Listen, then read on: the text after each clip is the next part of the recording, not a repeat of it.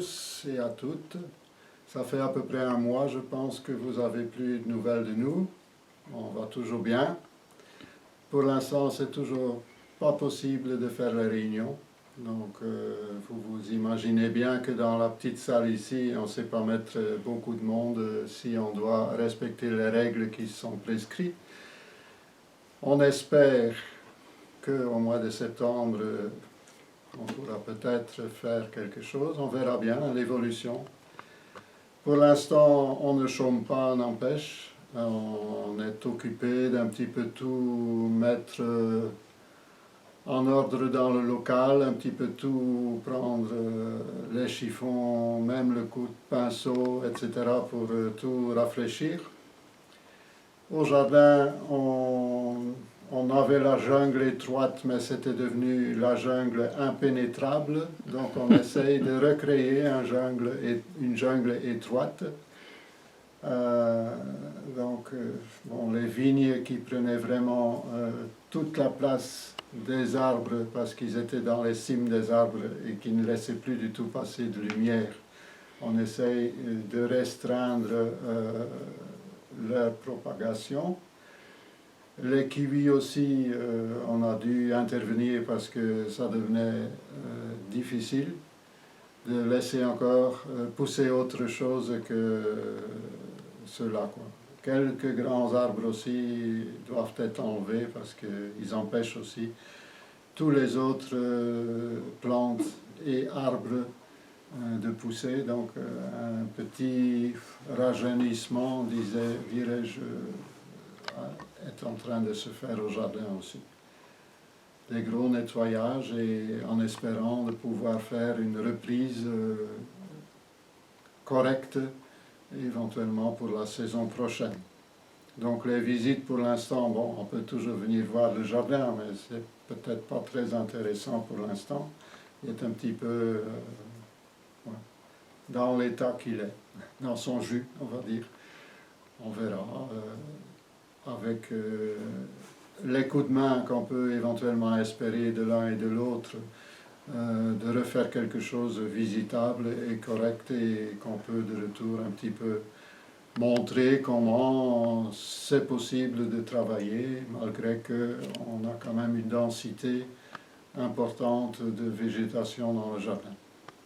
Voilà, maintenant je vais laisser la parole à Michel qui nous a préparé un petit cours sur l'eau et comment faire pour que on ne gaspille pas ou qu'on peut aussi récupérer de l'eau qui autrement partirait dans le sous-sol. C'était un peu prévu, je l'avais promis la fois passée et Michel s'y est mis pour nous expliquer tout ça.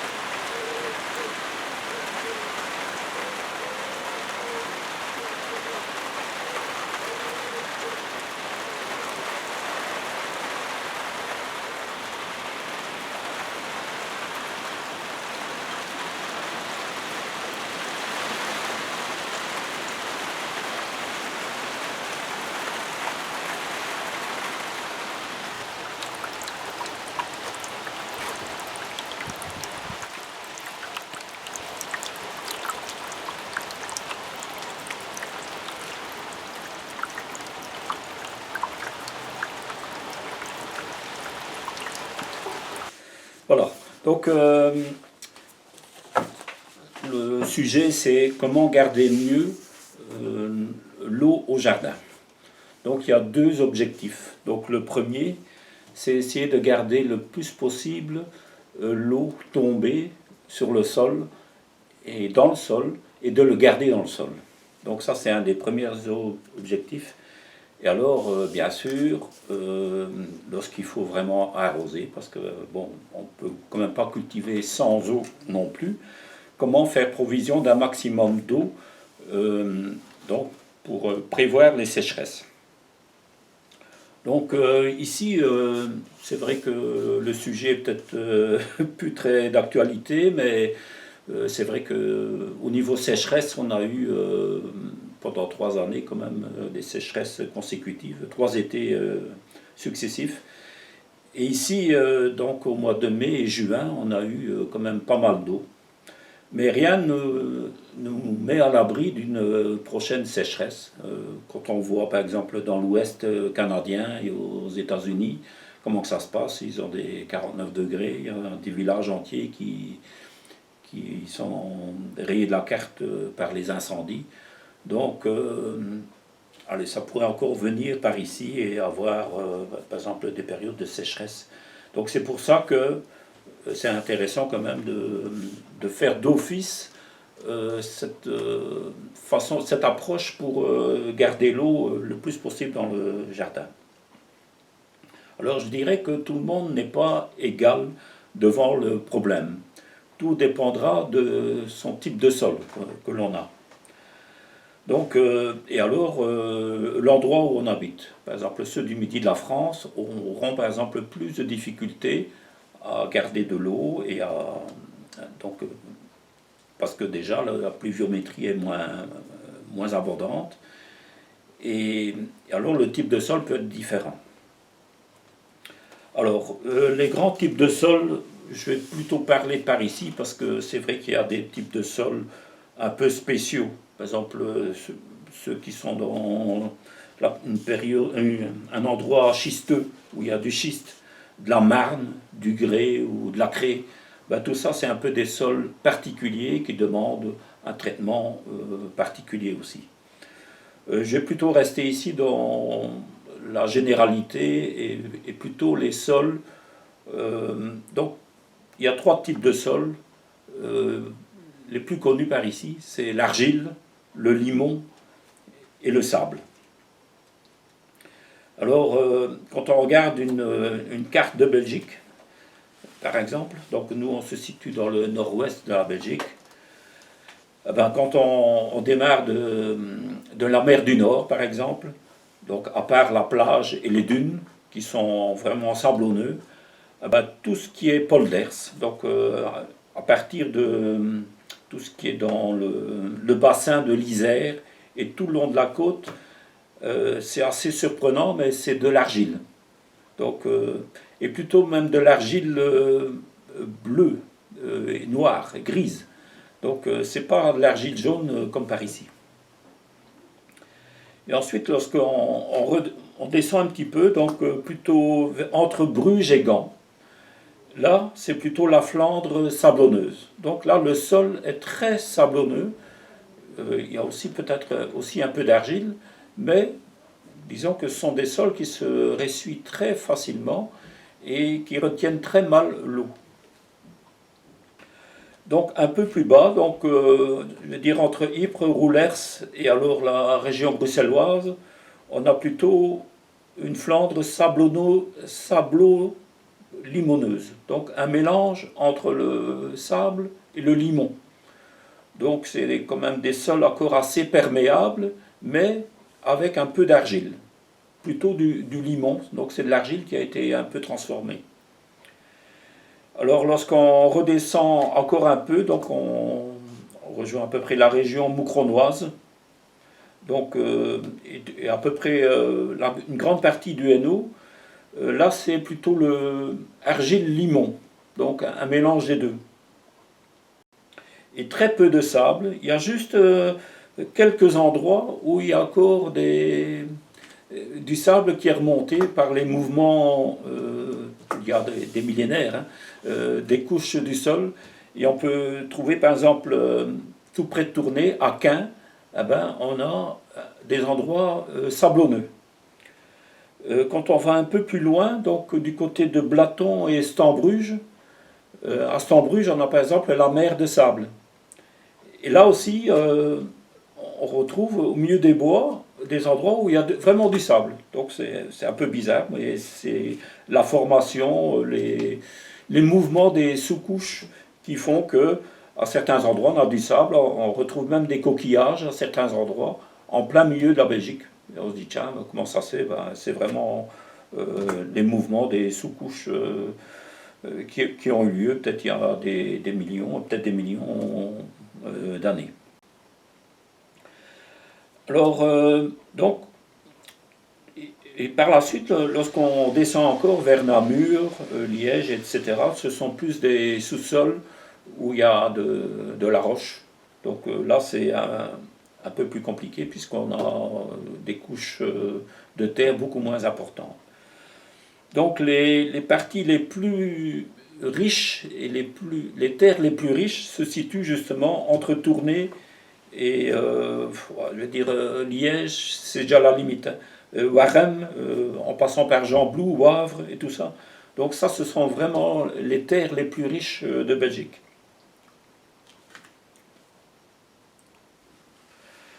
Alors, donc, qu'est-ce qu'on peut retrouver dans les sols? Donc, argile, limon, sable et des gravillons. Donc, des gros grains de sable, si on peut dire. Donc, on voit ça d'ailleurs lorsqu'on achète du sable pour, par exemple, faire des travaux, couler du béton. Ben voilà, on retrouve des sables de différentes épaisseurs. Donc, il y a du sable très fin, mais il existe aussi du sable à gros grains. Donc, et on retrouve parfois même des gravillons dans le sable. Alors l'idée générale, bon, c'est d'accepter le sol que l'on a chez soi. Donc c'est un peu utopique de vouloir tout changer et de dire, ben voilà, je vais apporter des terres pour couvrir mon sol qui n'est pas bon, qui est trop lourd, trop léger, etc. Donc souvent les gens ils pensent que lorsque on a un sol argileux, ben, que la solution c'est d'y mettre du sable. Ben, on peut déjà en mettre beaucoup parce que c'est un petit peu illusoire de penser qu'on va modifier profondément le type de sol en apportant quelques camions. Bon, on peut tolérer l'arrivage de camions lorsqu'on construit par exemple une maison et que bon, on n'a pas suffisamment de terre et que voilà, qu'on apporte des terres en supplément. Et on sait que ce sont des gros travaux et, bon, et c'est coûteux aussi. Alors, mais il existe vraiment d'autres solutions raisonnables qui sont à notre portée. Donc, voilà. Alors, pour un peu situer le type de sol que l'on a chez soi, je vais un peu expliquer les caractéristiques de chaque type de sol. Par exemple, l'argile. Ben, l'argile, bon, on sait que c'est lourd, compact, c'est lent à se réchauffer. Donc souvent les cultures sont retardées à cause de ça. Et alors l'argile est disposée en strates. C'est toutes des fines lamelles comme ça, les unes sur les autres. Et lorsque c'est vraiment... lorsqu'on dame ces couches, on arrive même à rendre ça étanche. Donc, par exemple, dans des régions argileuses, lorsqu'on creuse pour faire une mare et qu'on trouve une couche d'argile, ben, en tapotant le sol et en piétinant, ben, on arrive à rendre la couche vraiment assez... une bonne étanchéité. Donc, c'est possible. Mais, bon, souvent, il n'y a pas que l'argile, il y a aussi un mélange de sable. Bon, et là, on sait que lorsqu'il y a argile et sable, ben, le sable, lui, va laisser passer l'eau. Ben voilà, c'est déjà un peu une idée. Donc, c'est pour dire que donc, un sol argileux retiendra bien l'eau. Donc, c'est un atout pour la sécheresse. Donc, il retient bien l'eau et aussi les engrais. Donc, en général, le pH est légèrement acide à neutre. Donc ce genre de type de sol, il faut souvent bien choisir le moment pour le travailler. Donc je parle surtout des sols argileux qui n'ont pas encore été améliorés, parce que on verra par la suite que lorsqu'on améliore son sol, ben voilà, on y apporte autre chose que l'argile, et ces sols lourds peuvent très bien devenir plus travaillables plutôt en saison. Alors, le sable. Donc, les sols sablonneux sont légers, en général pauvres, parce qu'ils ne retiennent pas bien les nutriments. mais ils se réchauffent très vite. Et ils ne retiennent pas bien l'eau, ni les engrais. Donc, dans un sol sablonneux, les sécheresses sont vraiment à craindre en été. Donc, par exemple ici, dans la région, les premières pommes de terre, ben, on parle souvent des pommes de terre de Dardisel. Ben, pourquoi? C'est parce que là, il y a vraiment, c'est une région sablonneuse, et là, en particulier, il y a encore plus de sable qu'ailleurs. Et là, on arrive à cultiver les toutes premières pommes de terre, donc les plus précoces. Alors, les sols limoneux. Donc, la texture, elle est de moyenne à lourde. Donc, en fait, le limon, c'est un peu comme de l'argile, mais il n'est plus en strates, il s'est transformé en boule. C'est un peu comme grumeleux, comme ça. Et là, les sols sont beaucoup plus vite travaillables, donc laissent passer un peu mieux l'eau et l'air. Et là, c'est vraiment une texture fine. Donc, en fait, c'est comme des petits grains d'argile qui sont très fins et qui sont très près l'une de l'autre. Et l'inconvénient, c'est que ces terres-là sont fort sensibles au tassement. Donc, lorsqu'il y a une forte pluie, averse par exemple, ben, il y a une battance qui se fait au niveau de la surface du sol. Et alors, la pluie ne rentre plus parce que tout est fermé, colmaté fermé. Alors, on perd quand même une certaine partie de l'eau en ruissellement. Alors, pour donner un peu une idée de la texture des sols, une idée de taille des grains que l'on peut trouver. Donc, le plus petit composant, donc c'est l'argile, eh ben, ça correspond à 2 microns. Donc 2 millièmes de millimètre de diamètre. Donc c'est vraiment petit. Hein. Ensuite vient le limon. Donc le calibre, c'est entre 2 microns et 50 microns. Donc ensuite vient le sable. Le sable, c'est entre 50 microns et 2 millimètres de diamètre. Et par la suite viennent les graviers qu'on peut retrouver au sein du sable. Donc là, c'est plus grand que 2 mm. Donc c'est un peu le vocabulaire que l'on utilise pour déterminer les différentes textures du sol.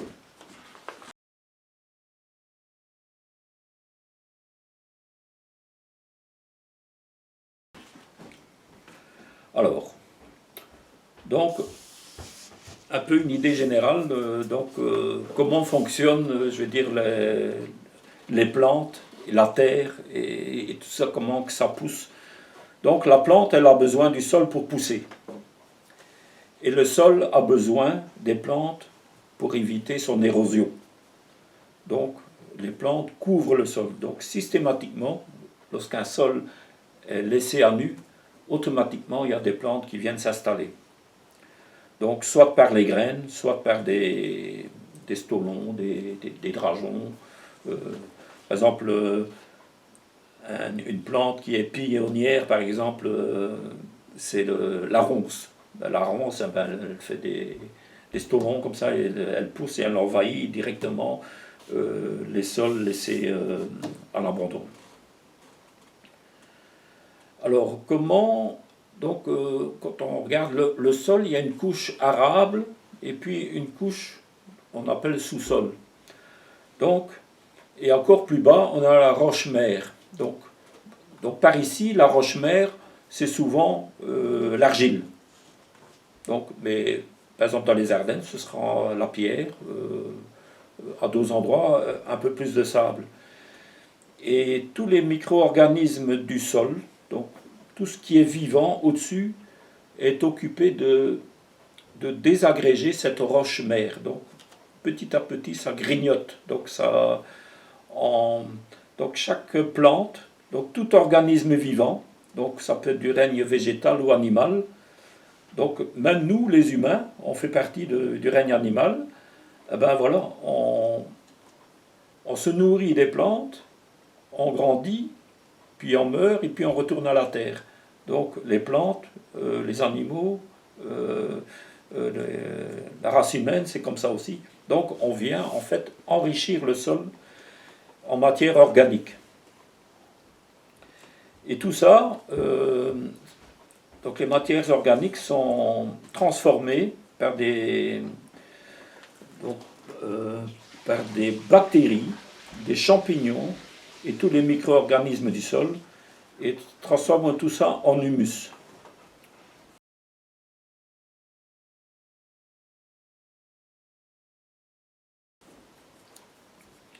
Donc l'humus, c'est vraiment une matière vivante. C'est très complexe à analyser parce qu'à ce jour, on n'a pas encore su identifier exactement de quoi elle est constituée, tellement que c'est complexe à l'infini. Alors le gros avantage de l'humus, c'est que c'est très élastique, donc ça peut s'étendre et rétrécir facilement. Elle peut stocker jusqu'à 7 fois son volume en eau. Donc, quand on entend ça, donc c'est quand même intéressant pour nous de pouvoir développer et d'ajouter de l'humus dans le sol, puisque voilà, c'est une matière qui retient l'eau. Donc c'est intéressant pour nous, justement, dans cet exposé, de savoir que l'humus contribue à garder l'eau dans le sol. Et en plus, elle stocke aussi les matières nutritives pour les plantes. Alors, une autre information importante à savoir, l'érosion du sol, comment ça se fait?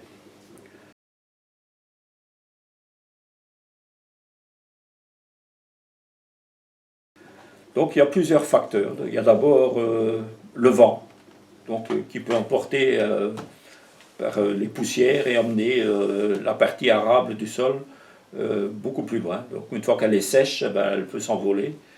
Donc c'est une forme d'érosion. Et aussi par le soleil direct. Donc le soleil direct brûle tout ce qui est vivant et qui n'est pas à l'abri.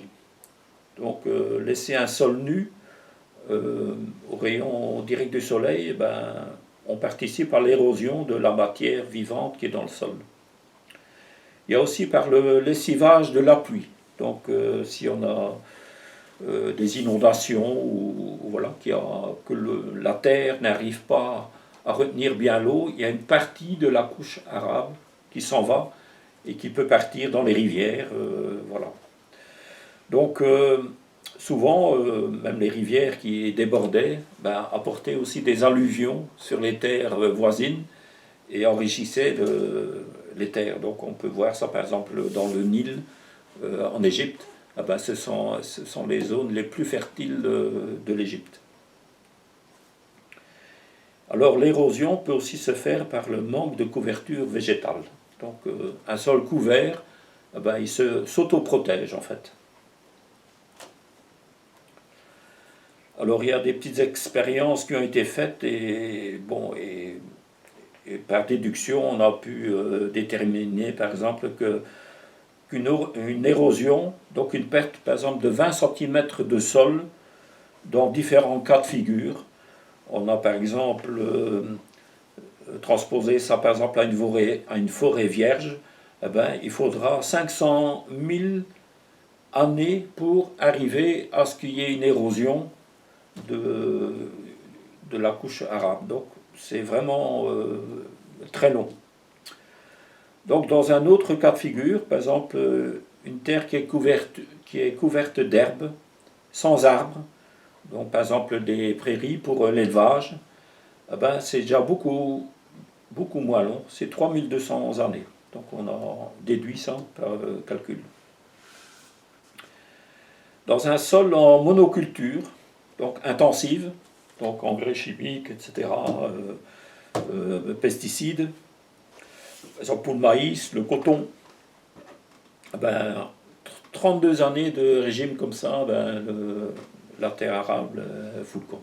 Donc, Alors dans les sols nus, sans culture, sans rien, donc ça c'est, on va vers le désert là, eh ben 15 années ça suffit que la partie arable est partie. Un petit exemple, dans le passé, euh, dans la région du Moyen-Orient, qui fut jadis une région très productive, prospère, donc elle a connu son déclin à la suite de la déprédation du milieu.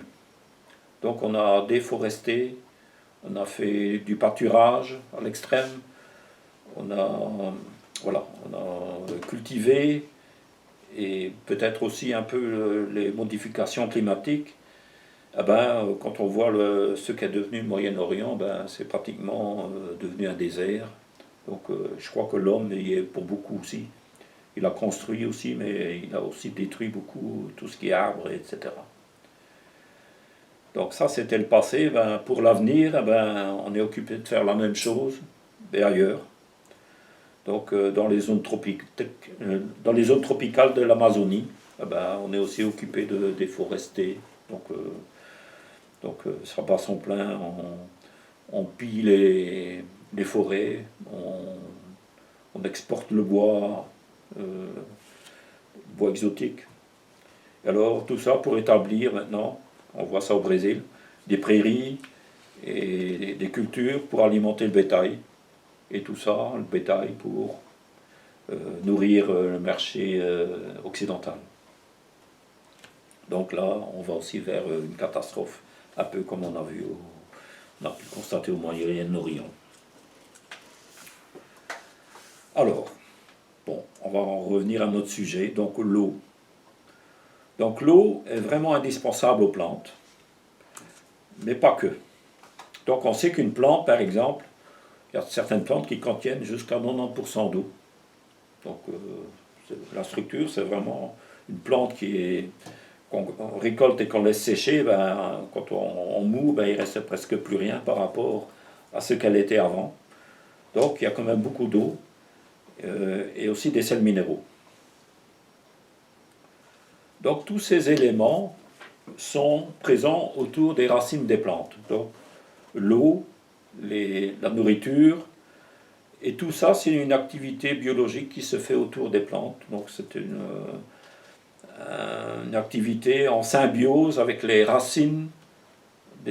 Donc les plantes émettent des sécrétions et émettent des messages et en échange ils reçoivent des nutriments. Donc tout ça via les micro-organismes du sol. Donc tous ces minéraux, ben voilà, ces solutions minérales sont absorbées par les plantes.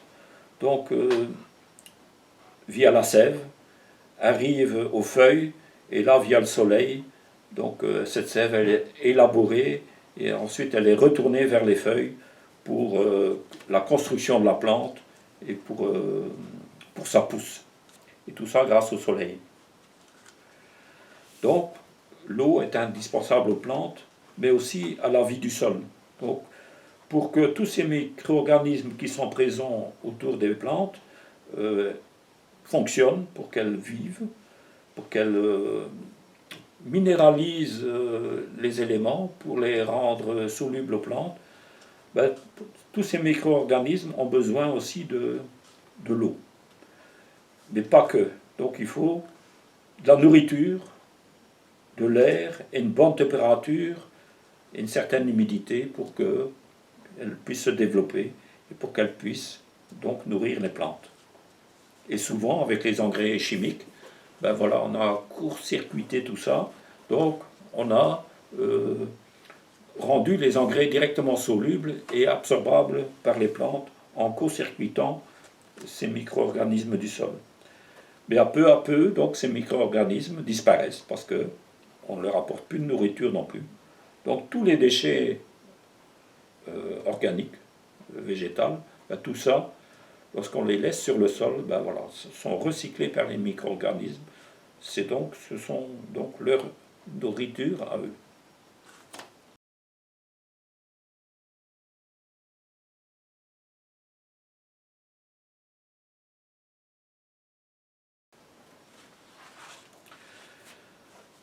Alors, on va revenir au cycle de l'eau. Donc, l'eau, comment... Bon, je crois que tout le monde a un peu appris ça à l'école. Donc, je crois que, je sais pas, la Terre, je pense qu'il y a à peu près 4/5 d'eau, je pense, ou 3/4 d'eau sur Terre et 1/4 de terre, je pense. Donc, c'est en tout cas pas beaucoup. Donc, la mer, donc les océans contiennent énormément d'eau. Par l'action du soleil, donc grâce au soleil, ben, il y a de l'eau qui s'évapore, qui se transforme en vapeur, donc s'évapore dans l'atmosphère. Donc en s'élevant, donc la vapeur d'eau monte en altitude, et là les températures sont parfois plus fraîches, donc elle se condense, donc, et cette eau retombe sur la terre, donc soit dans l'eau ou soit pour la terre. Donc si ça tombe sur le sol, ben voilà, c'est un tout bénéfice pour le sol. Et tout ça, bon, ça peut être sous forme de pluie, de neige ou de grêle, en fonction des températures rencontrées dans l'atmosphère. Alors cette eau qui retombe sur le sol, donc il y a une partie qui pénètre le sol, donc elle s'infiltre et elle descend par percolation, c'est-à-dire que cette eau elle rentre par des petits canaux qui sont dans le sol. Donc ces petits canaux, ça peut être des racines de plantes, d'arbres, ou des anciennes racines qui sont en voie de décomposition et qui ont laissé, je vais dire, un canal, donc un passage dans le sol. Mais il y a aussi des petits canaux qui sont formés entre la structure du sol. Donc si par exemple on a de l'argile, ben, toutes ces petites particules d'argile sont les unes contre les autres, mais il y a quand même des espaces entre cette argile. Si on prend par exemple le sable, qui lui est plus gros, ben, voilà, les grains de sable sont les uns à côté des autres, mais l'espace est plus grand entre chaque grain de sable. Donc c'est ça qui s'explique que l'eau s'infiltre beaucoup plus vite dans une terre sablonneuse. Pourquoi? Parce que les interstices sont plus grands entre chaque grain de sable. Donc pour l'argile, par exemple, donc le limon, lui, laisse passer de l'eau aussi, mais et à un moment donné, si il y a une pluie battante, ça se colmate, et alors il y a une partie de l'eau qui part en ruissellement. Ça, on verra par la suite. Donc ça veut dire que, par exemple, en sous-sol, on peut avoir des couches de sol, d'argile très compactes, et que l'eau est difficile à passer. Donc on a des formations de nappes souterraines, donc la nappe phréatique, et parfois des nappes assez en surface, donc ça ne dépasse pas les 10 mètres. Et voilà, on a des couches d'argile très compactes qui empêchent l'eau de passer facilement, et alors cette eau stagne là pendant un bon moment avant de pouvoir passer ou bien ruisseler à un autre endroit. C'est comme ça qu'on crée des sources ou... Oui, donc les sources, en fait, c'est en fonction des couches du sous-sol. Et voilà, et à un moment donné, l'eau ressurgit à un certain endroit parce que l'eau n'arrive plus à descendre. Donc on a ça au niveau des sources, mais on peut aussi avoir ça au niveau de certaines nappes. Donc on peut, par exemple, avoir des puits. J'appelle ça des puits de surface. Donc on creuse dans la terre, et à un moment donné, on arrive sur un sol qui est plus imperméable, et l'eau stagne là. Donc, et c'est comme ça qu'on peut avoir des puits, je ne vais pas dire des puits artésiens parce que c'est beaucoup plus profond, mais des puits de surface. Donc, anciennement, les gens s'alimentaient en eau potable par ces puits de surface. C'est un petit peu ça qui explique alors que souvent les sources sont sur une hauteur. Voilà, donc c'est pas du tout... Oui, on pourrait dire, tiens, l'eau, elle descend, Et comment ça se fait que, par exemple, à Moucron, ben, moi j'habitais à l'époque près de la rue des Moulins, et là c'est plutôt je ne veux pas dire le point le plus culminant de Moucron, mais assez haut. Et là j'avais, en hiver, un fer de bêche et j'avais de l'eau. Donc c'est vraiment des endroits où il y a des couches imperméables d'argile qui empêchent l'eau de descendre facilement. Donc peut-être que, voilà, c'était par exemple en hiver, mais peut-être qu'en été, en faisant un trou, ben, cette eau n'était plus là, elle était descendue, mais tout doucement à cause de l'argile qui s'y trouvait, et ça avait du mal à passer. Donc l'eau cherche toujours le chemin le plus facile. Donc s'il n'arrive pas à descendre, ben, il part latéralement et voilà, il cherche un autre endroit et peut sortir en source à un certain endroit. Par exemple, au Bois Fichot, ben, on a par exemple des sources d'eau qui jaillissent là. Ben, voilà, c'est aussi avec le niveau des couches du sous-sol. Donc tout ça, ça se produit. Donc les puits de surface, ben, on avait parfois des puits pas plus profonds que de 3 à 7 mètres. Et ces puits-là, ben, on avait de l'eau tout le long de l'année. Donc moi, où j'habitais avant, j'avais un puits comme ça. J'ai un coup ouvert et c'était 6 mètres. Et il y avait de l'eau. Donc tout le temps, même en plein été, il y avait de l'eau. Donc une partie de l'eau, elle part aussi en ruissellement. Et tout ça en fonction du type de sol que l'on a. Donc dans les sols sablonneux, ben non, l'eau elle descendra très vite et très profondément et rejoindra même, peut même rejoindre la mer par des canaux souterrains. Donc elle peut rejoindre la mer, même pas par des rivières. Donc si un sol est plus compact, donc argileux, ben, on a alors des formations de mares, des étangs, des rivières et des fleuves, et bon, certains pays, bon, des lacs. Donc dans ces sols-là, donc ça c'est lorsqu'on a par exemple un fort ruissellement, donc si un sol n'absorbe pas beaucoup d'eau, ben l'eau qui peut tomber par exemple pendant une averse, elle peut très bien vite rejoindre une rivière et un fleuve et ne plus être disponible là pour nos plantes au jardin. Donc c'est un peu dommage. Donc, mais là, on va voir comment on peut remédier à tout ça. Alors il y a aussi une partie qui est évaporée par transpiration. Donc on appelle ça évapotranspiration. Donc c'est principalement l'eau qui est tombée sur les plantes, les arbres. Et dès qu'il y a un rayon de soleil, ben voilà, cette eau elle repart directement dans l'atmosphère pour refaire son cycle, par exemple se recondenser et retomber peut-être à un autre endroit.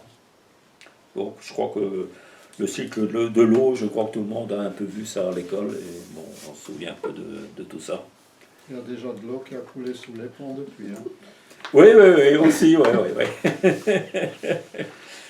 Et ça, c'est de l'eau perdue sous les ponts.